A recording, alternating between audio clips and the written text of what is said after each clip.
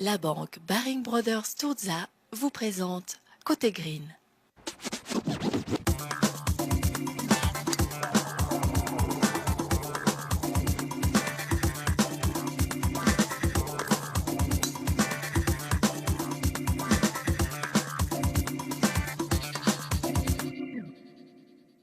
Salut à tous, bienvenue, merci d'être avec nous dans ce nouveau magazine Côté Green. Aujourd'hui, retour sur un événement majeur qui s'est passé ici même au Golf Club de Genève à Colonie, le Rolex Trophy, une compétition qui a suivi pour nous Pascal Mathieu. On l'écoute.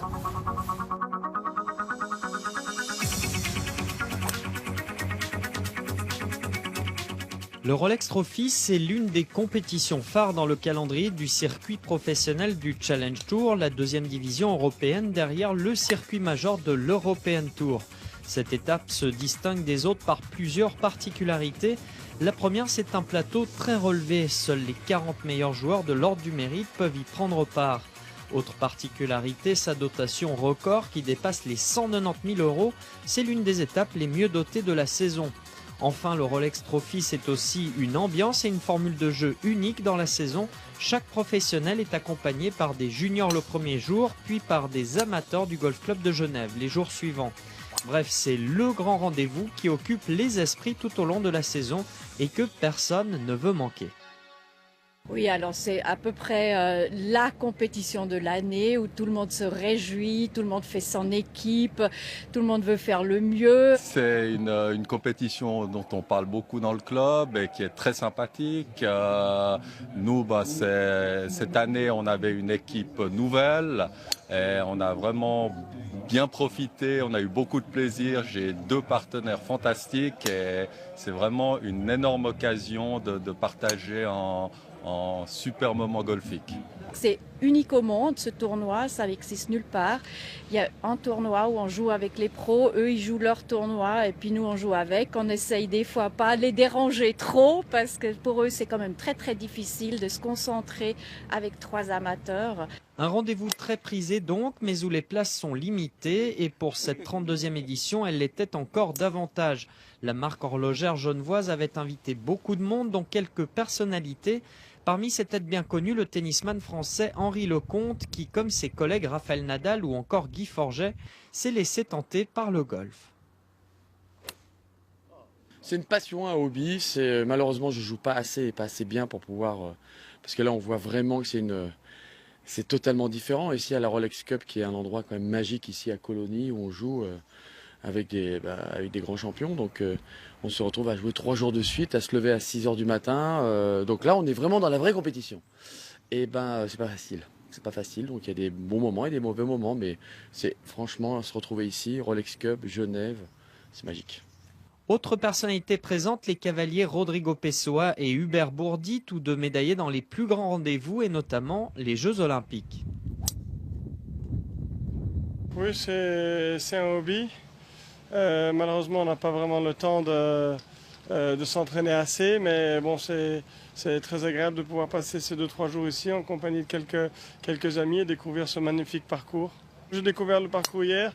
Bien évidemment, c'est un magnifique golf, un magnifique parc qui est entretenu, qui ne pourrait être mieux entretenu que ce qu'il est, des arbres vraiment magnifiques et ça fait vraiment plaisir de marcher quelques heures sous le soleil qu'on a eu pour le parcours complet. Oui.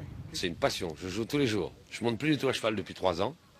Et j'ai découvert, j'avais déjà joué un petit peu quand j'étais petit, mais alors là je suis passionné. Je joue tous les jours, je suis enragé. Bon handicap.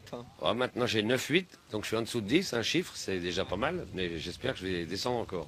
Bon handicap tout comme Rodrigo, alors lui aussi il est pas mal, non? Rodrigo il est très doué parce qu'il joue quasiment jamais. Moi je joue presque tous les jours, lui il joue jamais, il n'a pas le temps. Et il a le feeling brésilien, il se débrouille très bien. On s'est bien amusé, c'était super. Mais sur les greens du Golf Club de Genève, on a aussi vu les skieurs Stéphane Eberharter et Marc Girardelli. Comme leurs collègues cavaliers, eux aussi ont glané autrefois tant de titres et de médailles dans les plus grands rendez-vous du cirque blanc. Un hobby, je veux dire. Je ne joue pas pas trop. Et je me trouve plus dans les montagnes, sur le bicyclette et sur le ski, bien sûr. Tout comme les personnalités qu'on vient d'entendre, le golfeur français Benjamin Hébert, ici à l'image, découvrait lui aussi le parcours et le tournoi genevois, ce qui ne l'a pas empêché de briller.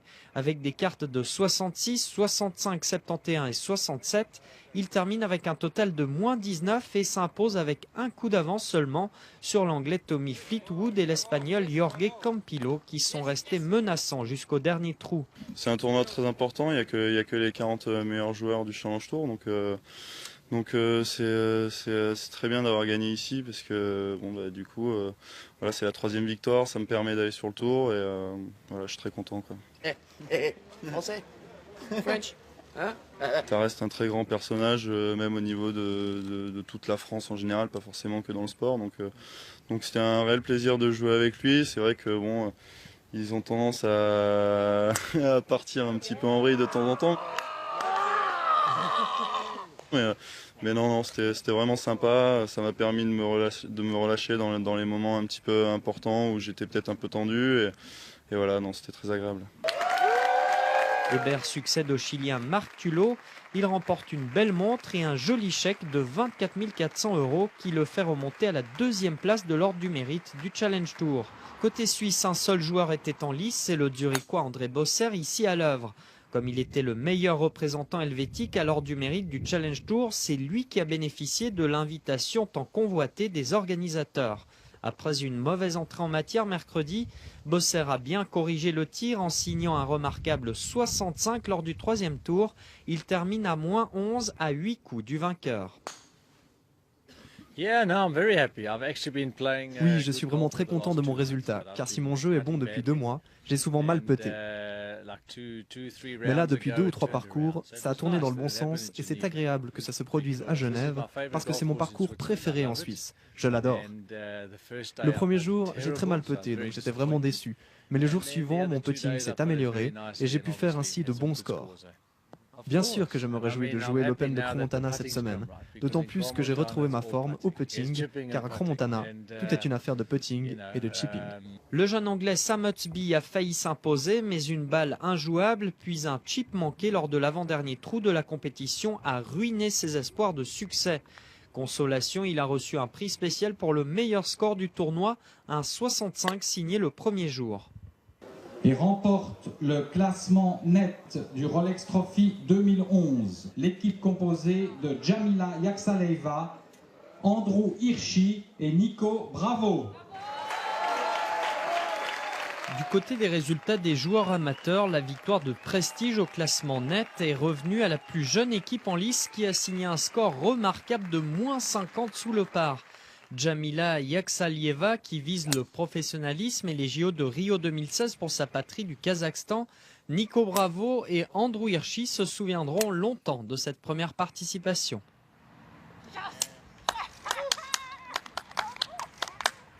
Oui, c'était magnifique. Le Rolex était hyper bien organisé. J'avais une équipe excellente. Au top. On a joué à la fin.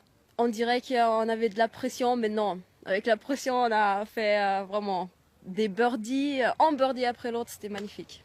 Oui, assez tendu, ouais. Enfin, surtout qu'on savait quel était l'enjeu. Là, on était bien placé après le 2e jour. Le premier était un peu plus douteux. Mais là, on était bien parti hier avec la même mentalité aujourd'hui. Donc ça s'est bien terminé. C'est tout ce qu'on voulait, en fait.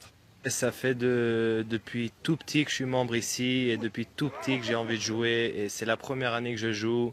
Et je voulais tout le temps la jouer avec mon ami Nico. Et donc la gagner avec lui et la participation de Jamila qui est venue il y a 1 an ou 2 au club, c'est vraiment un rêve, mais de gagner ça comme ça la première année. Là aussi, comme chez les professionnels, la lutte pour la victoire a été très intense. La jeune équipe lauréate est restée longtemps sous la menace de ses poursuivants. 3 coups derrière elle, on retrouve Cédric Berger, Christopher Meyer et Pierre Hagman, tandis que Paul Dawson, Joachim et Christophe Lambotte se classent 3e. Comme l'an dernier, le classement brut a été remporté par le trio composé de Rodrigo Lacerda Soares, Alex Goretti et Victor Maréchal qui termine à -29, 7 coups devant Gérard Bagnou, Isabelle et Benoît Dumont. Michael Tate, Jim McArthur et Peter Dawson sont 3e. Oui, un très grand moment, vraiment beaucoup de plaisir. La même équipe que l'année passée, on a commencé doucement et on a fini avec 2 très belles journées. Donc un peu difficile avec la météo aujourd'hui, mais très sympa. La différence, ça se fait peut-être sur la capacité d'atteindre des par 5 en 2, la longueur de l'équipe, la bonne entente, parce que ça fait un moment qu'on se connaît aussi. Donc un peu de chance, bien sûr. Il y avait plus de concurrence parce que des très bons invités. Il y avait plus d'équipes d'invités cette année que les autres années. Donc vraiment très bonne ambiance et un peu de réussite, comme il faut toujours un petit peu. Enfin, et pour être totalement complet, on évoque aussi le classement senior. Il a été remporté par Martin Buhl, Gwen Brand et Robert Dweck. Un trio qui devançait d'un coup seulement Jean Peyer, Rela et Tony Smoua. La 3e place était pour Patrick Schwartz, Carole Maréchal et Laure Brolier. Voilà pour les résultats de ce Rolex Trophy 2011, un événement relancé l'an dernier par la marque à la couronne qui entend perpétuer la tradition ces prochaines années. Bon, je crois que c'est une réussite. Tous les invités Rolex qui sont venus du monde entier ont été totalement subjugués par et la qualité de l'événement, la qualité des joueurs du Challenge Tour, de l'organisation, des activités. Donc je crois que de ce côté-là, on est pleinement satisfait. Et généralement Rolex, quand on fait ce genre de sponsoring, c'est généralement pour très longtemps. Donc on a un bel avenir devant nous. Le compte à rebours a déjà commencé. Rendez-vous l'an prochain à la même période pour la 33e édition.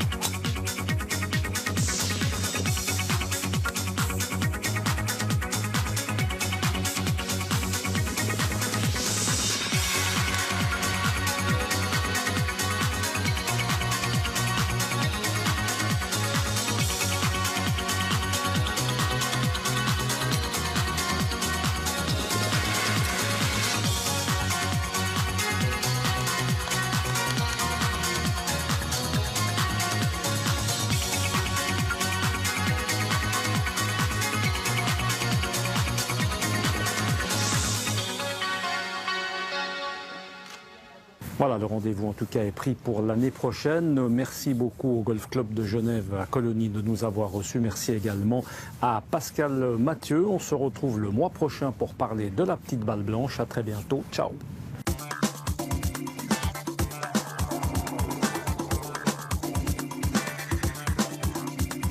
La banque Baring Brothers Sturza vous a présenté Côté Green.